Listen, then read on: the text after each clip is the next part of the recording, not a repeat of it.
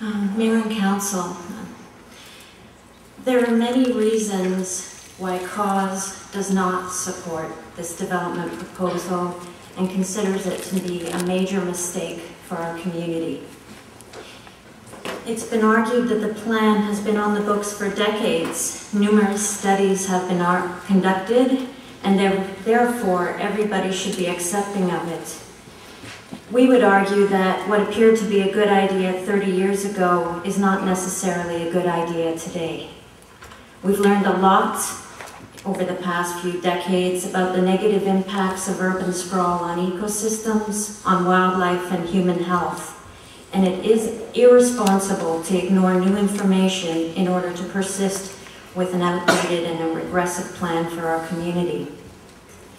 This plan offers very little to the current residents of Silverdale and Mission and carries unacceptable risks to the environment and to the health and quality of life of the people who live here.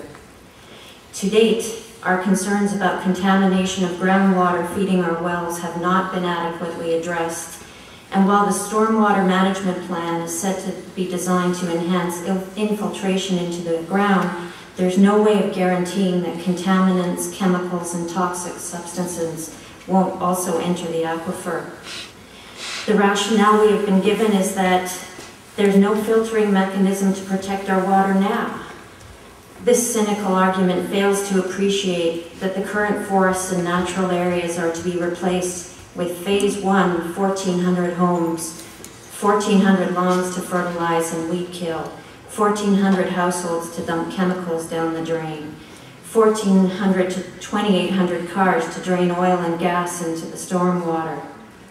Mission actually has a pamphlet that shows residents how 1 drop of used motor oil can contaminate and pollute 1 million drops of groundwater. And this is something that I got from City Hall today. The recommendation in the plan that I read is that the new households will receive a flyer about green practices to lessen this contamination.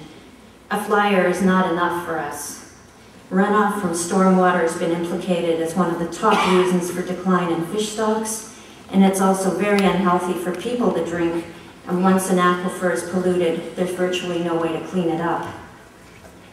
This plan does not adequately address concerns about contamination of the aquifer. How can council knowingly allow such a risk to the health of citizens to occur? It could take decades for city water to reach some affected people. Second, the plan will negatively affect our air quality.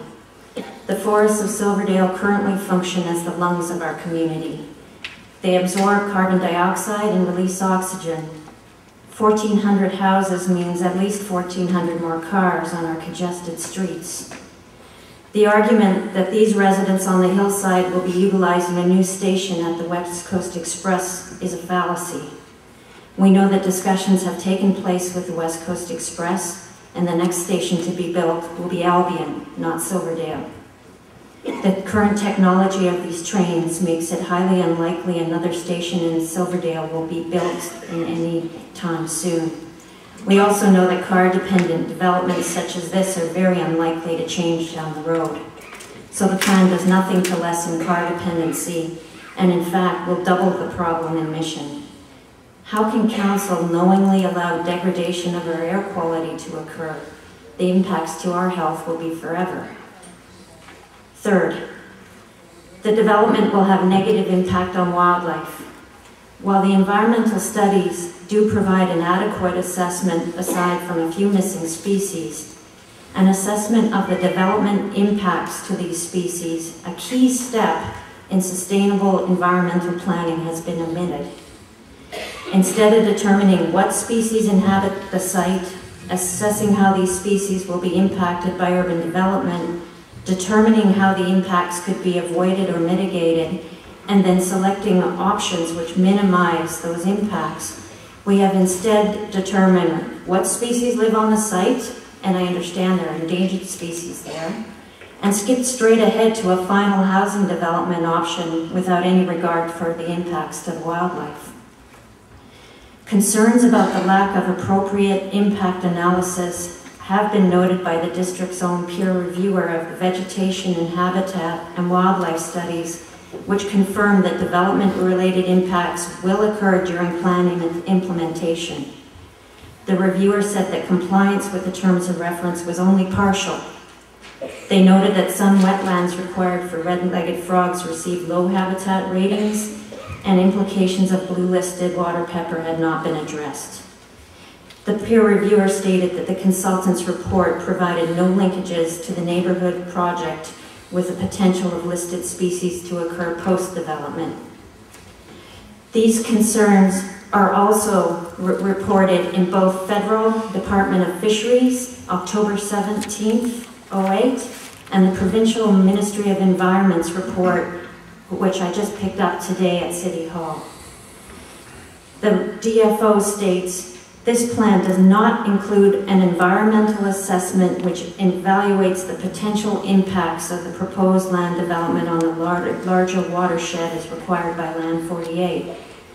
Further, the report states, quote, a clear understanding of the scope of impacts associated with the proposed plan has not been presented, and as such, DFO cannot support any rezoning applications associated with the plan at this time.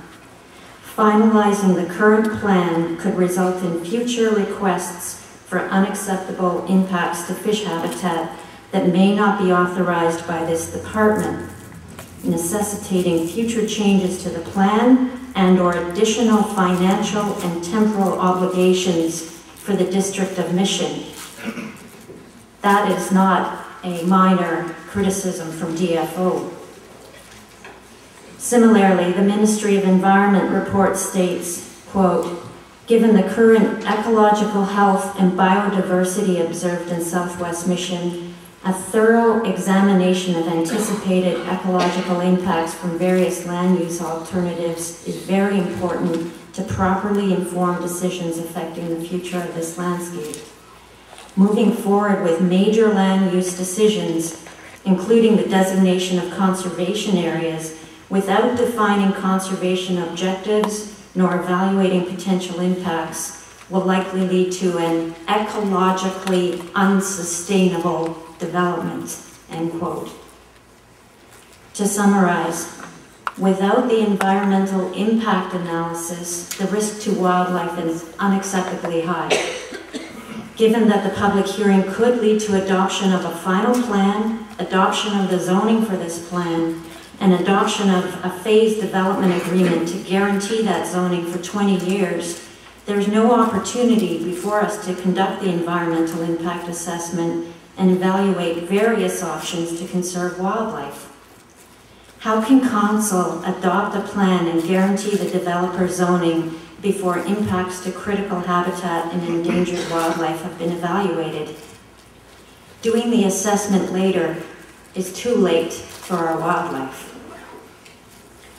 As a specific example of the importance of impact analysis, there is insufficient discussion and planning for large mammals that we know inhabit the area, such as the numerous black bear that currently live there.